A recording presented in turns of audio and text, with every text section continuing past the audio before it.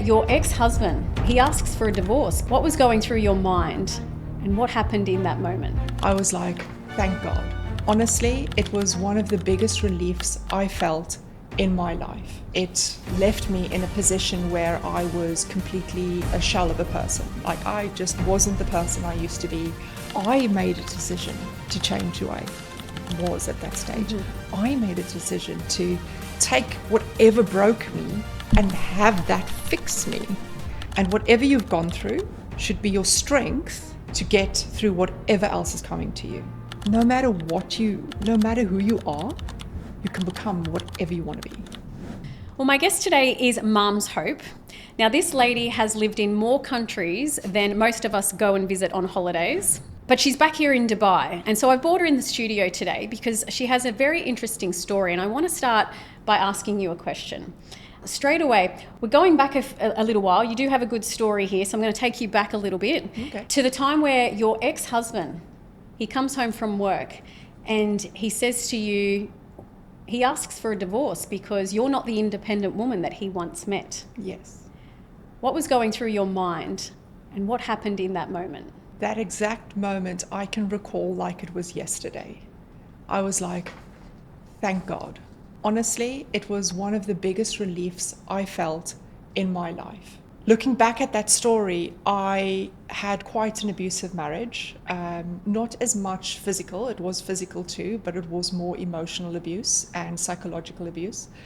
And for the period of time that I was married with him, it was really, really tough breaking out of it.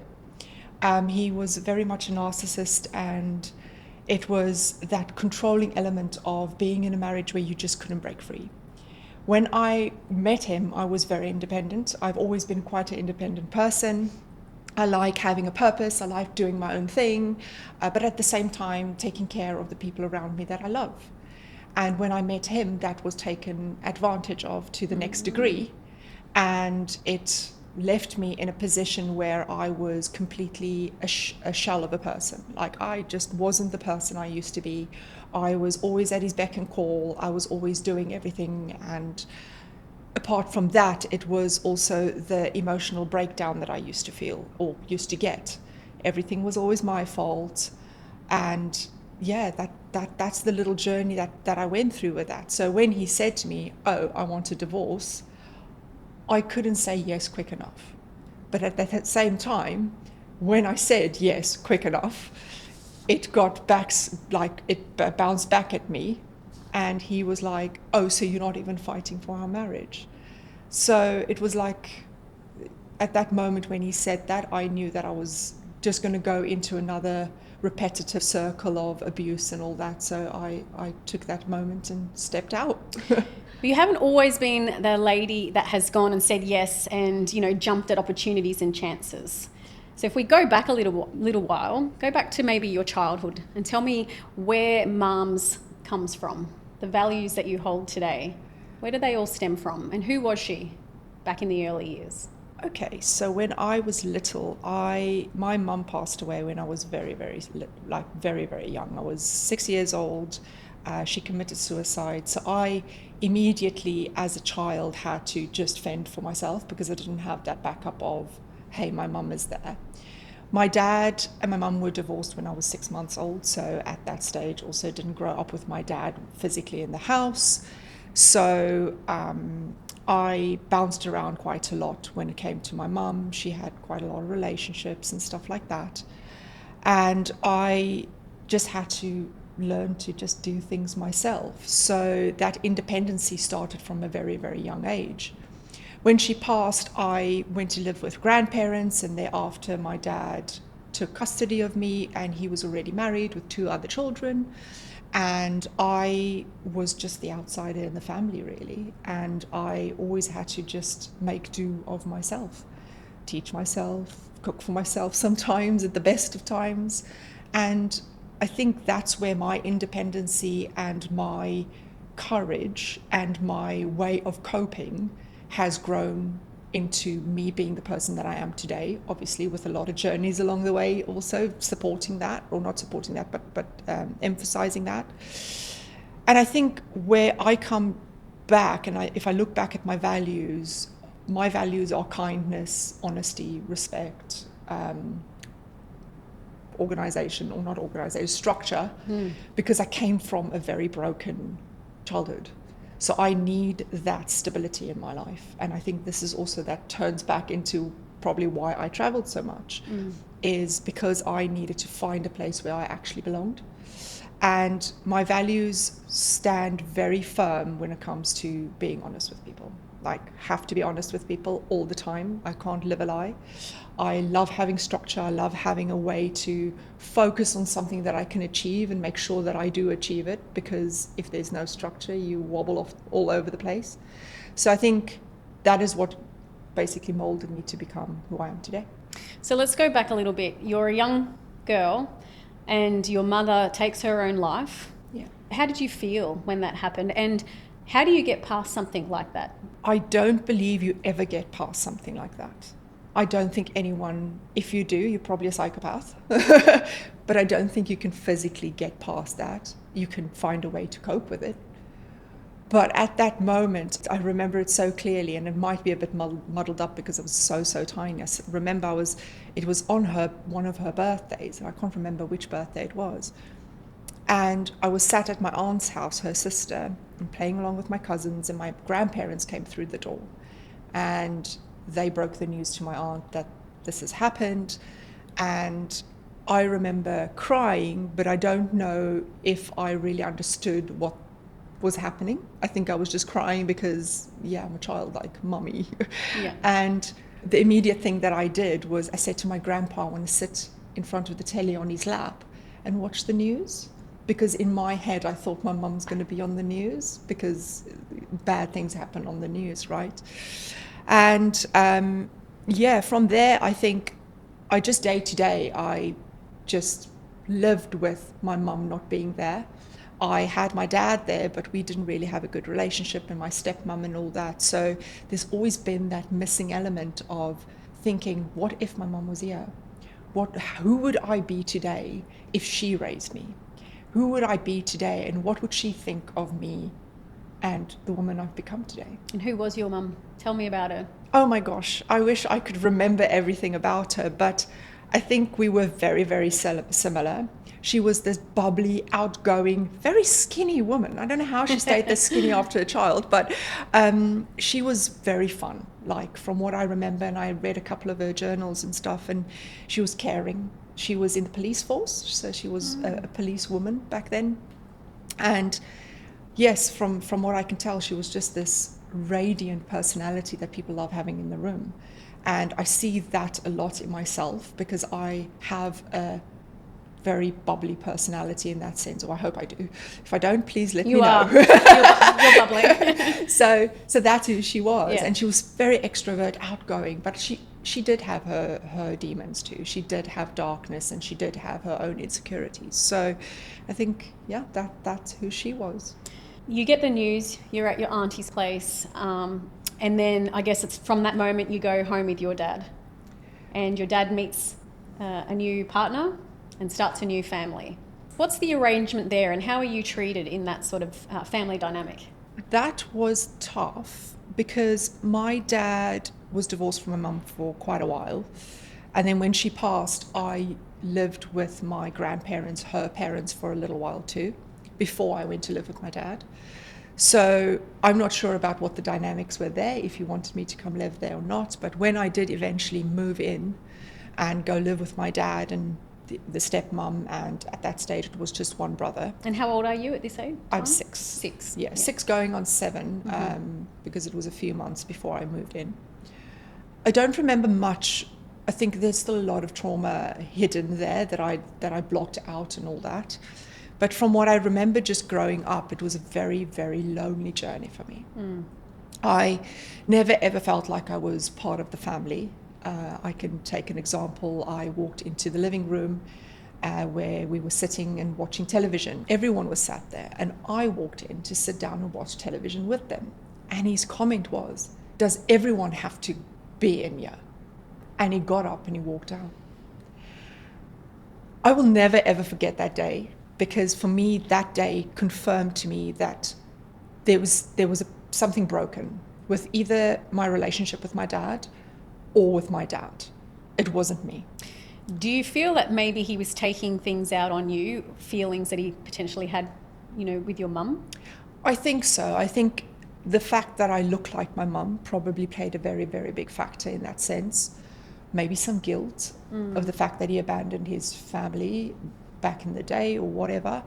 But I think also there is an element of, you have to obviously look at the whole picture as a whole and be like, okay, maybe that was his clean break. He didn't think he had to be stuck with a child again.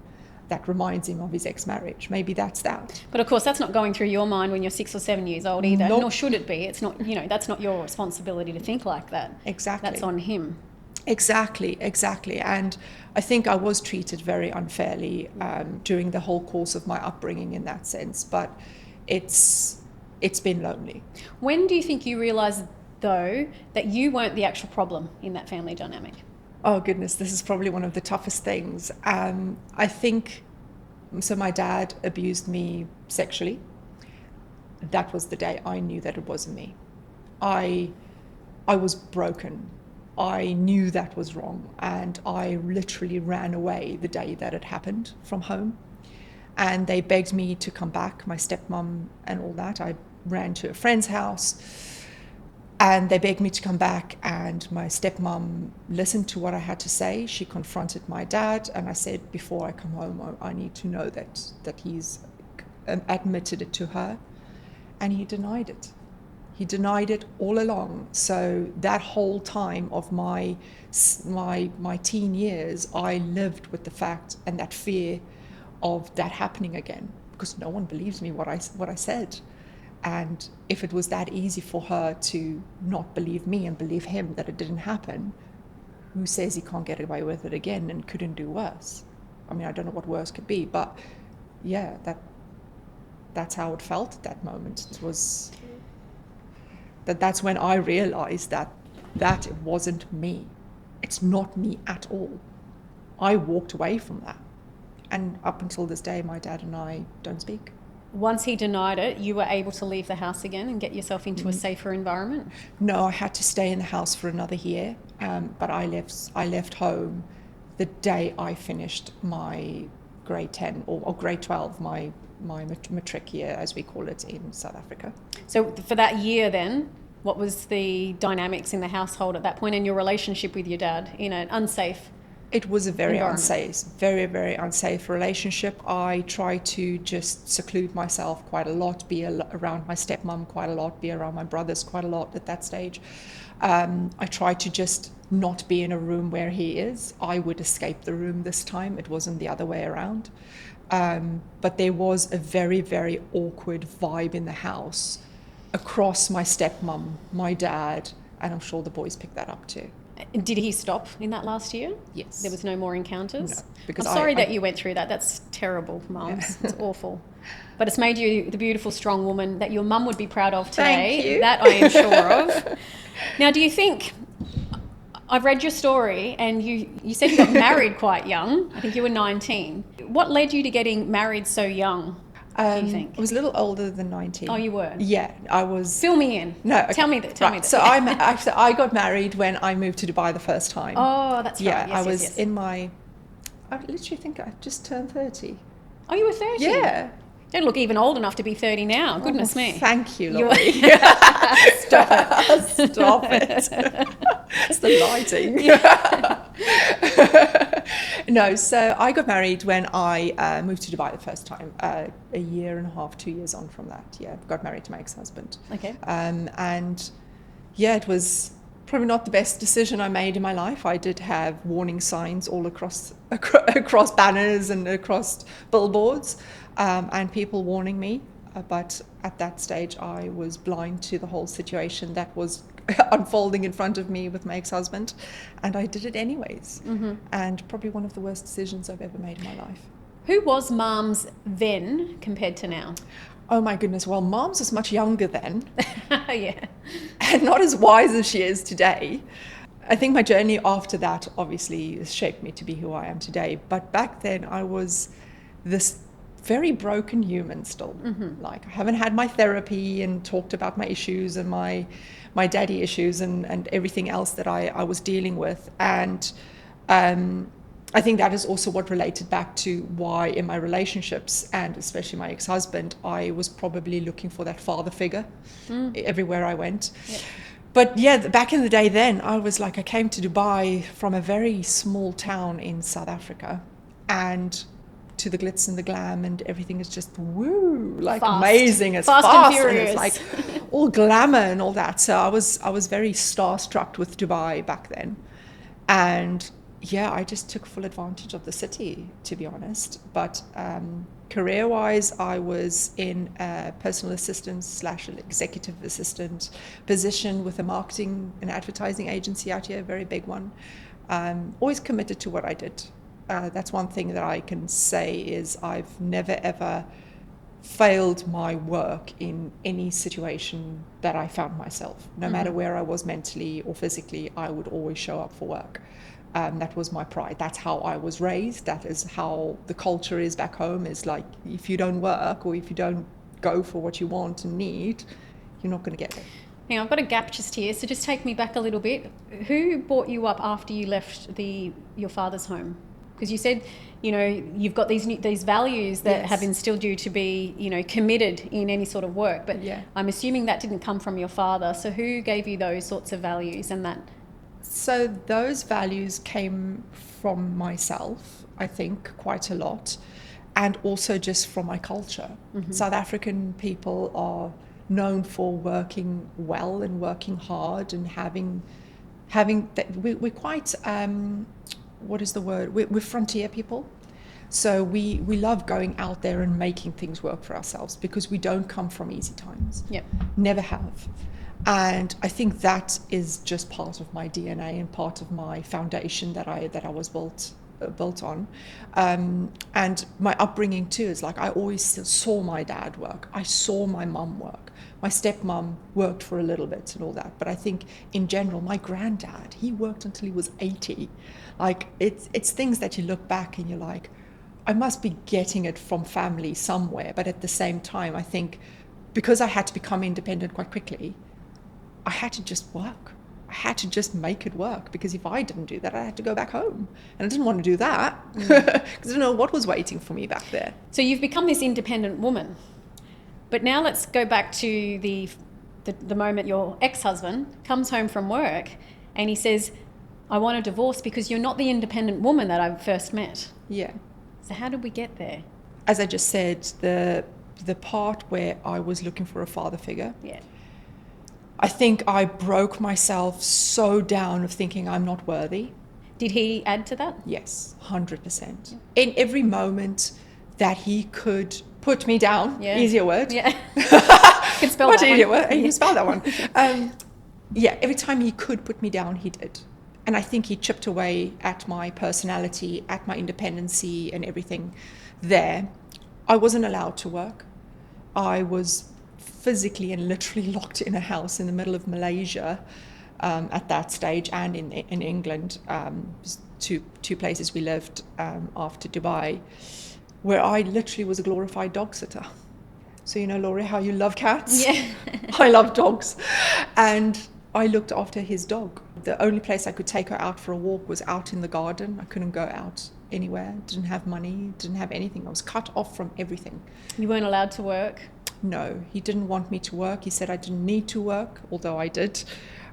Financially, we were not in the best place because he spent his money on other things, entertaining other ladies in that sense. That's who he was. And I think all of that made me feel less worthy, because I always looked inward. And that's the first place you start, right? Is you look at, what have I done wrong?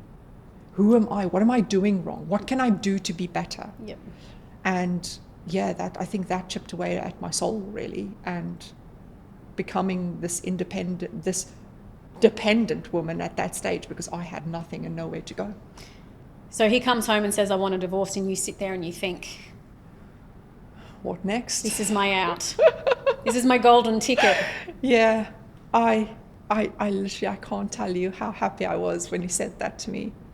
Although he did blame it on me at that stage. He told me I was the reason. I was like, okay, I'll take that. If this is going to get me out, I'll take anything right now.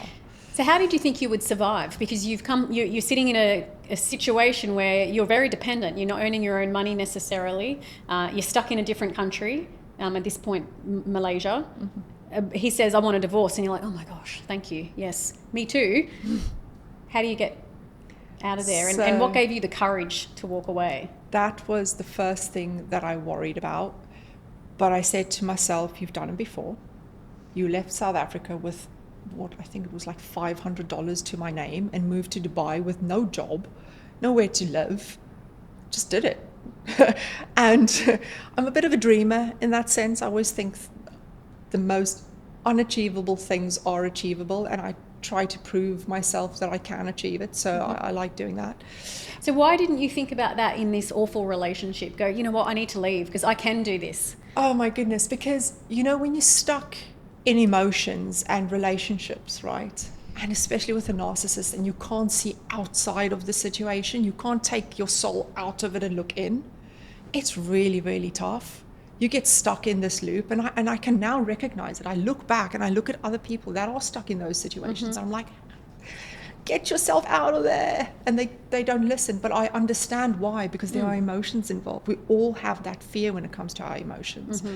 And I still find myself in those positions sometimes in narcissistic kind of environments or relationships that I find myself in with friends.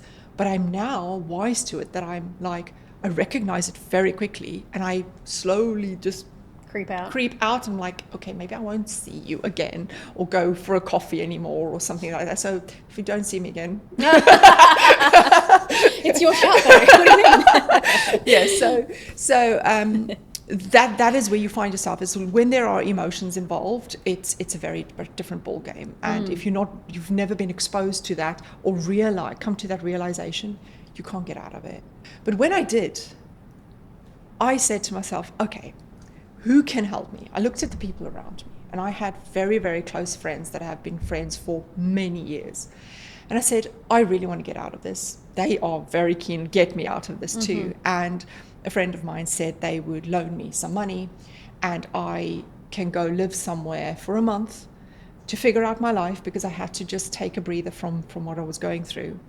And I went to Thailand for a month, stuck in a room for 2 weeks that I just couldn't leave the bed, because I was just this heartbroken soul of a soulless person, getting messages from all over the world telling me what an absolute chaotic man that was, and things that he's done and stuff that I didn't see. And that made me realize, and that almost built up this fire in me to become better. And one day I got up and I was like, right, we're going to the beach today. And I went to the beach, and that was it. And a new Marms was born. A new Marms was born on the beach. And what were your dreams at that moment? I want to go to Singapore. So Singapore at that stage was, I went there for a long weekend for Chinese New Year, and I was like, oh, Singapore's amazing, and seeing Marina Bay Sands and everything. I was like, oh, I want to live there. And I went to live there. So you're attracted to the glam a little bit, aren't you? I'm a little bit of a sucker. Love pretty shoes. Yes, I love nice restaurants. Yeah, my poor husband. He's probably like money pop. So I moved to Singapore then, and no job again. So we've got no job, no necessary idea on what's next, just that Singapore's the next place. Yes, and then I went to stay with someone that I knew there for a little while, just literally for a week or so, and then I got a job in a recruiting agency in marketing and advertising, and this guy saved me. I was like, oh, like that. Oh, he was basically that aura around him with that light, and I was like, thank you. And I took that opportunity, but I was so broken still at that stage that I couldn't see where am I going next. Like, I was running blindly and going out and drinking and partying and all that. So I was living very recklessly at that stage, because I was locked up in this relationship, in this home, and this not being able to be free for, I think it was 4 or 5 years, that I was this rebel just breaking out. You suddenly feel invincible a little bit, because you've been, held down, and now suddenly What's the worst that can happen? Exactly. I get stuck in a bad relationship and look after the dog again. You know, I feel like you've already hit that rock bottom part, so now you're feeling a little bit more. Yeah. The wild child has come out to play. And she can be wild. And yes. what tamed her down then? So what tamed her down was I met my husband through some friends, my now husband and forever husband, through some friends, and he was going through his own journey back then. He went through a lot of hard times going through a divorce and all that too. We started off as friends and started to hang out together and all that. And when his divorce was through and all that, we started to spend more time together, and we just really enjoyed each other's company. And he brought a sense of calm to me, a sense of security, because he was going through a transition phase himself. He lost like 75 kgs and he stopped drinking and he stopped smoking and all these types of things. So that was very attractive to me, just seeing this person transform into someone so much greater than what he was destined to be, if you know what I mean. It sounds very awkward to say that, but that's what it looked like. And he became this amazing human, not that he wasn't. And I found that very attractive, and that brought me back down to earth. I had to have him as a support in my life to get me through my journey of transforming and going through therapy and going through the break and going through everything that was killing me inside to become who I am today. And here I am, 2 years sober. I've not touched alcohol for 2 years, which I'm like, yay. But not because of him, because of me. Because I look back at it and I'm like, I did this because of me. Because I made a decision to change who I was at that stage. I made a decision to take whatever broke me and have that fix me. And today I'm sitting here a better version of myself that I could have ever imagined to be. And it all stemmed from really surrounding yourself with people that make you the best version of yourself, which I think is absolutely paramount. Yeah, and supports you, the support element, because I didn't have that when I was a kid. Didn't have that growing up. Didn't have that through my teenage and my early adult years.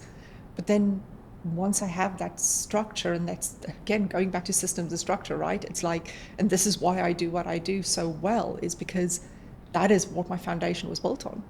I had to create that in order to survive.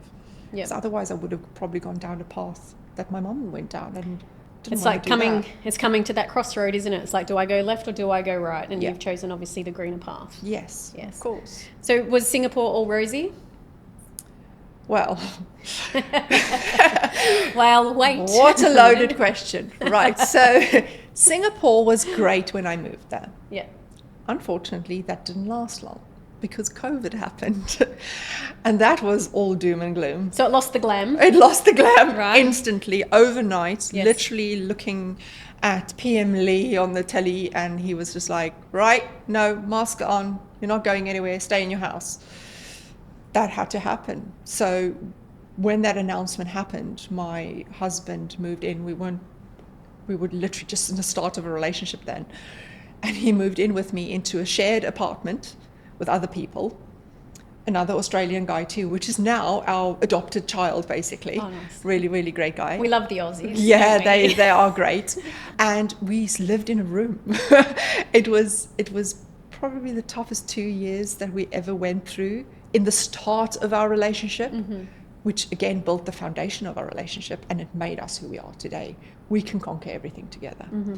And after that, we COVID obviously lifted, the restrictions lifted and all that. Got back to work because I was let go from the other company, from the recruitment agency. Went to work for a crypto brokerage where I was COO, or worked myself up to COO, and that had its own challenges there and all that. So it wasn't all rosy. It was very, very tough. I worked 22-hour days at the best of it, and it was just a broken system. And that's when, after 4 years, we decided to just move away because life there wasn't as rosy as we wanted. So working extremely crazy hours, 22 hours a day, Most people would quit if that's, the expectation of a job. What kept you standing through that? I had to. Again, going back to those foundations, right? I work for a living, and I live to work and work to live. And I love doing what I do, and I love doing it well. I love serving people. I think that is my calling, is to serve others, and gifting, obviously, which I can't believe I left your gift at home, honestly. But serving people and making things better, making things easier for people. Do you think you're maybe trying to prove yourself to someone? If we go back in time a little bit. Oh, goodness. Prove that you're worthy? I've seen that question come up along the way for so many people, and it has made me think. I literally saw it earlier this week, and I think I do.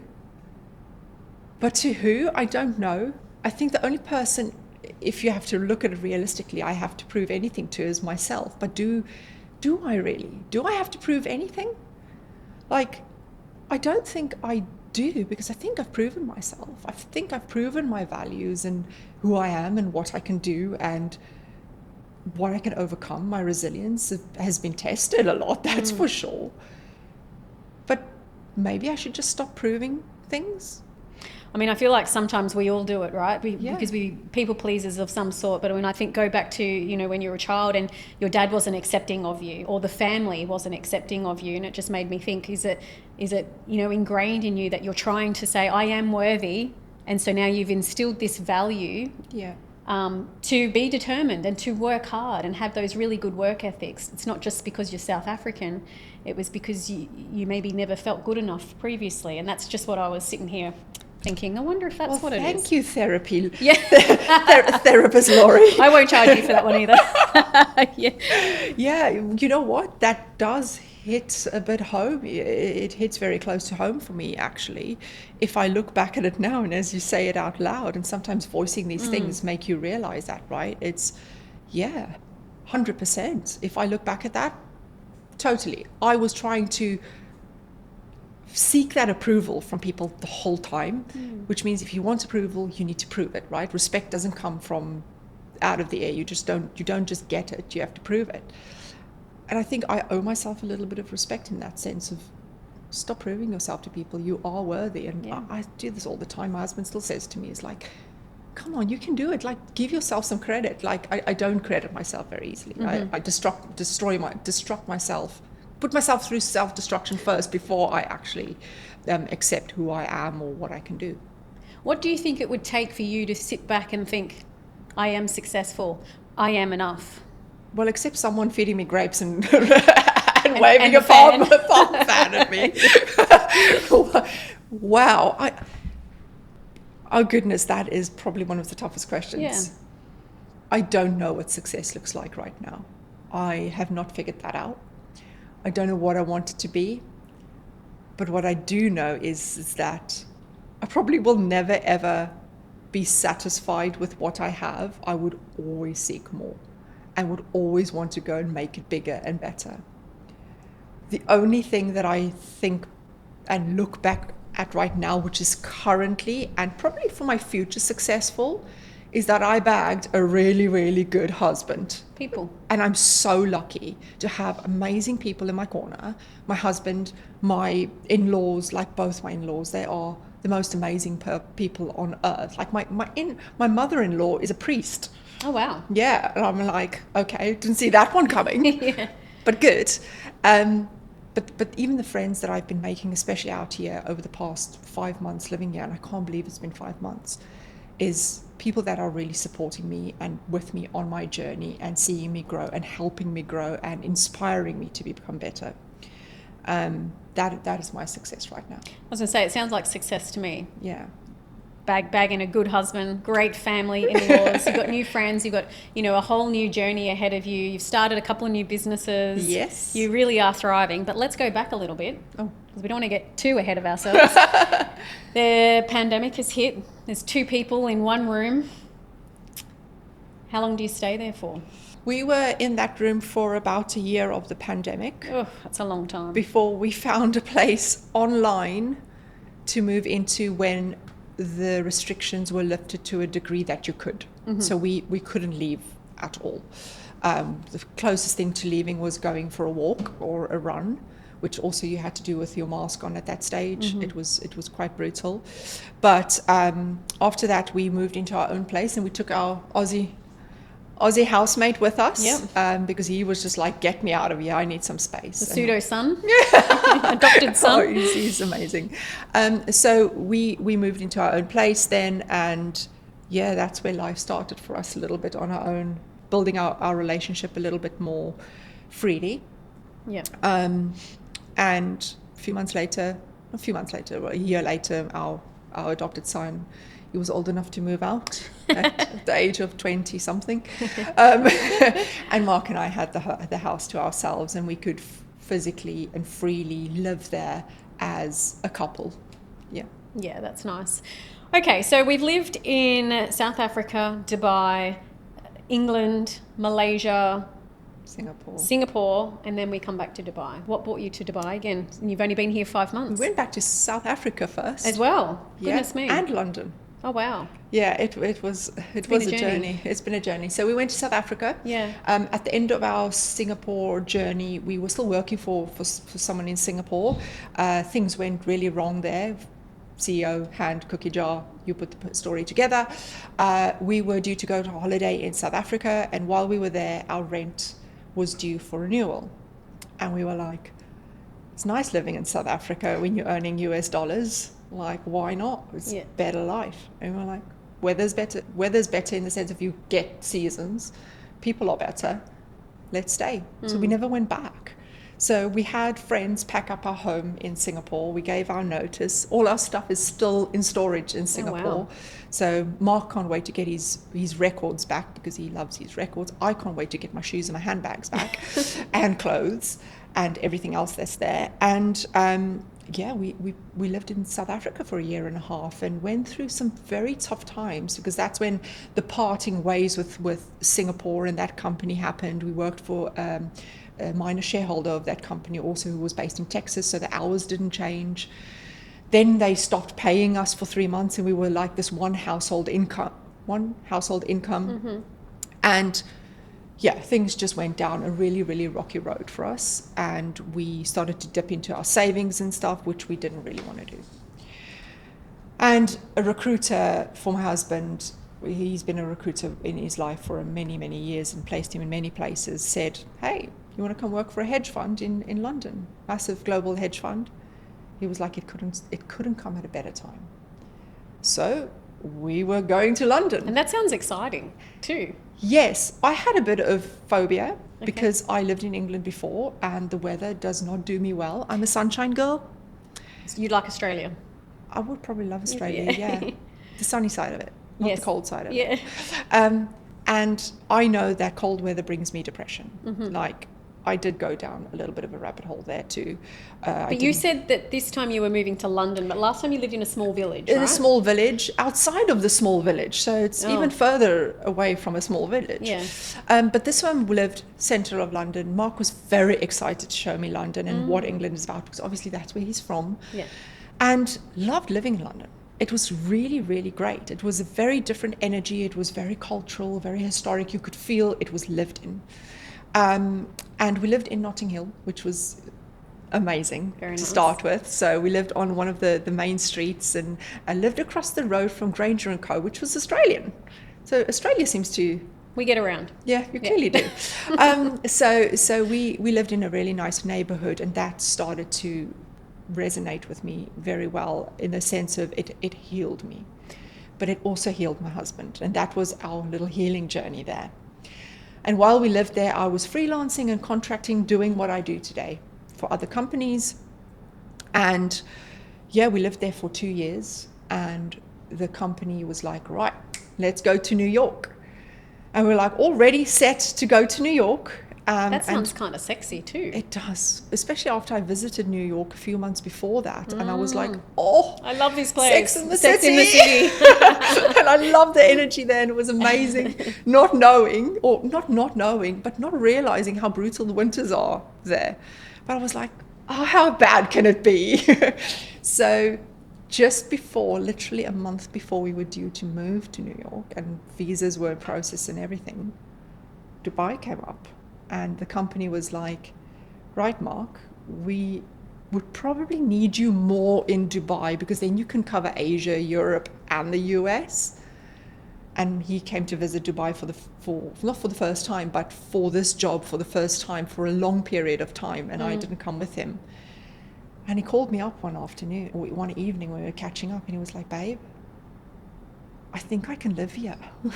Because he knows that I've always wanted to come back. I never actually wanted to leave Dubai. And I was like, right, let's do this.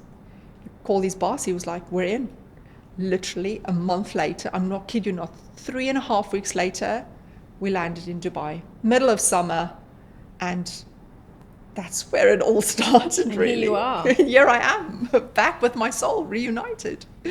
So what's the difference between the woman that was here way back when to the woman that's arrived here 5 months ago? Gosh, another loaded question, and a very embarrassing one too, to be honest.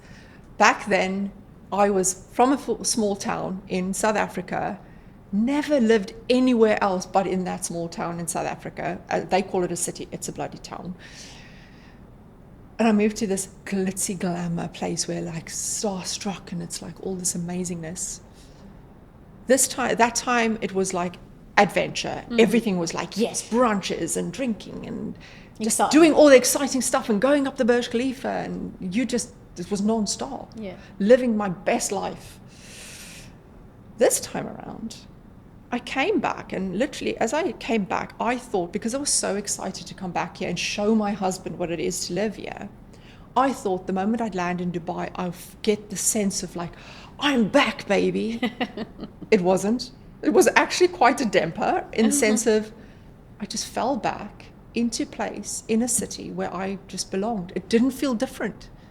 The only thing that felt different was my experience and who I was as a human. I've grown. I'm much more, much more evolved, wiser, yeah.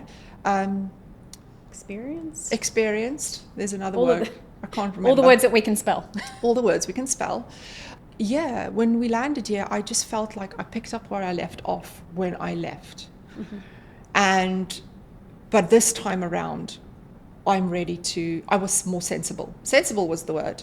And you're a woman. And I'm a woman, No, yeah. not very younger. I was much more sensible. I wasn't going down the road of going all crazy and the bright lights and all that. I've lived across many cities now. I've gone through the whole expat life. Everything. Been there, I've done that. This time, I'm coming back with a vengeance, with a purpose, now I'm going to do this. What is your purpose? My purpose is to structure the whole of the startup community. No, I'm just kidding. My purpose right now is to make a success of me. Take my journey and help others through their journey. Take my experience that I've gained over the past few years being across all these different cities and all these different life journeys and putting it into one streamlined structure system.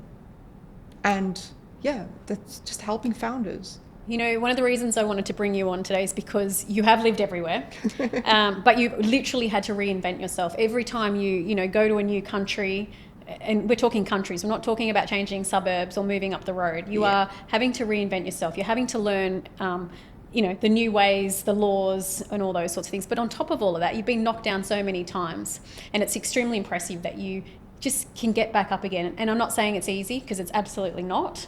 But you've done that, and I want to really show and share with people. And you say you're here to, serve others, and I want your story out there because to let others know that may be in similar circumstances that they too can do that. Yeah.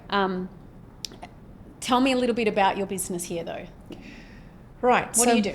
So Marms Hope. Marms Hope is the business. Marms Hope is the business. I help founders and startups scale through systems and processes. Because you're so structured and organised. Exactly. Yep. Exactly. I just took, when I was in London, if I just quickly go back to that, is I sat there and I was looking at what I was doing for everyone else. And I was like, I'm missing a trick here. Like, why am I doing this for everyone else?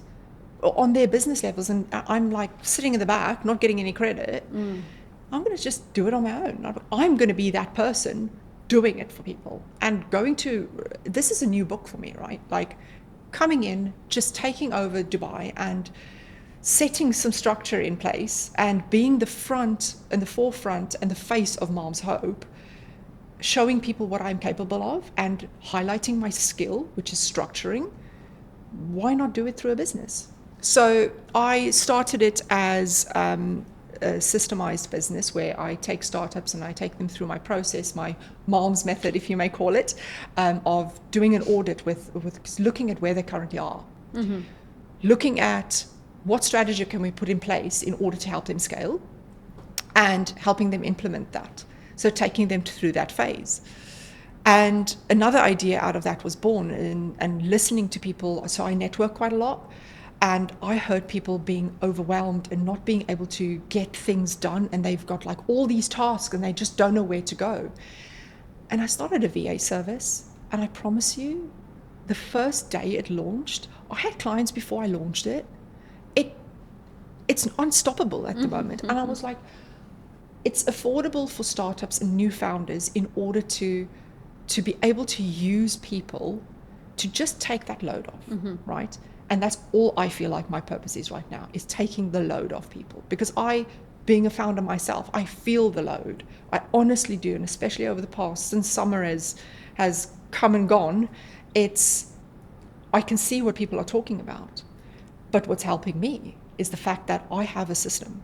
I have a structure and I have a good process that I'm following in order to make it easier for myself. And that's what I want to put out there for people, is to show them, yes, you can still do everything that you want to do. You can scale at the pace you want to scale. You can be the woman you want to be.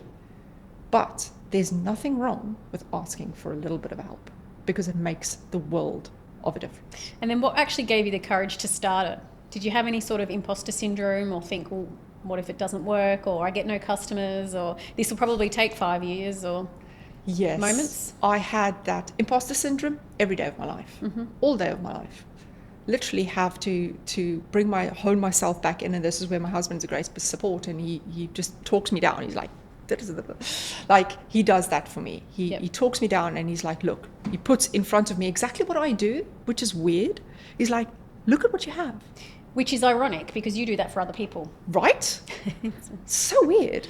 But sometimes you have to take yourself out of a situation and look from the outside in to realize what you're seeing, right? Or what you're doing. And also, as a mentor, a business mentor also, that you're not emotionally attached to other people's businesses. So you see things clearly. And so that's probably what your husband's doing for you. Exactly. And he's brutal when it comes to honest feedback, but that's what I need in life. I like brutal feedback. So I have to bring myself back sometimes. But when I looked at my business, when I started, I thought to myself, no one's going to buy into this. I mean, come on, it's me. And that is where I have to give myself a little bit more credit, is, yes, it's me. Yes, look at what you've done for other people. You've got the evidence. You've got the case studies. You've got everything to show and prove that you have done it before. Why is it so difficult? Or why do you think it's impossible this time? Just go and do it. Just talk about it. Just make it your own. It's just a different label. It's nothing different. So when my first client onboarded, I was just like, holy crap. I was intimidated a little bit. I was like, oh shit, how am I going to do this? But I just did it, and I just put it together, and all I did was I took what I know and I put it onto a piece of paper. And I looked at it, I was like, oh, okay, there we go. And I delivered it, and the client was blown away. And I was like, okay, stop overcomplicating shit. Honestly, like, stop overcomplicating your life. And just start. Exactly. Have a go. Say again? And just have a go. And just have a go. You just have to just do it. Like, take that step forward. You have to walk you have to crawl before you can walk.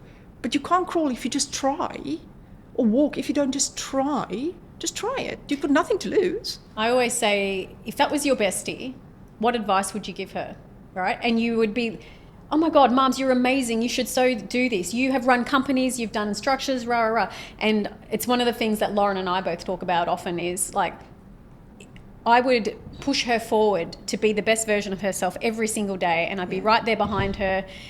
If she fell, if she had a stumble, or if she wanted someone up on the podium with her, I would be there.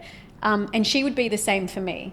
And so it's interesting that we'll always push our friends but not ourselves. Yeah. But I think reminding yourself of that, and so this is a little tool that we do kind of on a monthly basis, and that's why we celebrate the wins and things as well, is to remind yourself of all the good that you're doing, you know. And if you like me and you listen to your entire story, you think back to the little girl, to Marms today. I mean, all the setbacks and the wins that she's gotten. I mean, we're all a work in progress, though, and I get that. And confidence will keep building, and then we get shooken, and then we get back on, you know, the horse again and things like that. So, Mums, I'm going to move now to my little rapid fire section. Let's do it. Don't overthink it. Can I have some water first? Yeah, have some water. So, whatever comes to mind, just chuck it out there. Gosh. Alrighty. Let's do this. What's one belief you had to unlearn to get where you are? One belief to unlearn to get where I am. Stop hesitating. Like, literally just stop hesitating. Just do it. Be like Nike. Just do it. If you could tell 19-year-old Marms one thing, what is it? Never drink. Or the other thing, like, never drink, because it gives you clarity. And control. And maybe just don't get married just because if you've seen the red flags. Like, come on, don't be silly. No rush. Yeah. What does unstoppable actually mean to you? Unstoppable. Goodness. Well, a few things. Confidence, clarity, and respect towards yourself. Unstoppable definitely is respect towards yourself. Give yourself that credit and that respect that you can do it, because being unstoppable is not just going to happen. You have to have faith that it can and that you can be that. Well, that's what I think it can be. I love that. What's the scariest decision you've made that turned out okay? This business. Okay, good job. Yes, definitely this business. What do you need less of right now? Oh, calories. What do I need less of? I don't know, really. I think I'm in quite a good space right now that I'm happy to take on more. Give me more. I'm ready for life at the moment. Well, that was my next question. What can you take more of? Oh, what can I take more of? Or what could you take on more? Oh, what can I take on more? That's I think some balance. I think balance is I can take on more balance, and I'm going to caveat that with why I said what I can take less of, is because I struggle to create balance for myself from a health perspective. I sometimes go down a rabbit hole, and all founders do that. What I can do more is just give myself a bit more credit, right? Honestly, and be like, chill out. Like, you're okay to chill out for a minute. You don't have to be full on the whole time. Yeah, so I think balance. We all need it. There's a lady sitting in a little quiet village in England right now. Maybe she's just on the outskirts of that little village, and she's feeling alone. She's maybe feeling a little bit stuck. What sort of advice would you give her to come back and design her own life for her? I would say, look in the mirror. Look at where you come from. Look at what you've gone through, and give yourself a pat on the back, because it wasn't easy. No one in this life has gone through anything easy. And whatever you've gone through should be your strength to get through whatever else is coming to you. So you can just get through it. Like, if it's a challenge, or if it's you want to become a better person, look how far you've come already. Look how far you've evolved, or look how you've evolved into who you are today, and take credit for it. Like, don't be so hard on yourself, because no matter who you are, you can become whatever you want to be. Marms, thank you so much for being really brave today and coming on our show. You've been the absolute perfect guest. I love your story. You are one of the unstoppable 5%, which is why I wanted to bring you on here. and I appreciate your time today. And for anyone else, if Mums' story has resonated with you, or if you know someone that may need to hear this, please forward it to them so they get to listen as well. Otherwise, we'll see you on the next episode. Thank you. Yay. Yay. And cut. Thank you.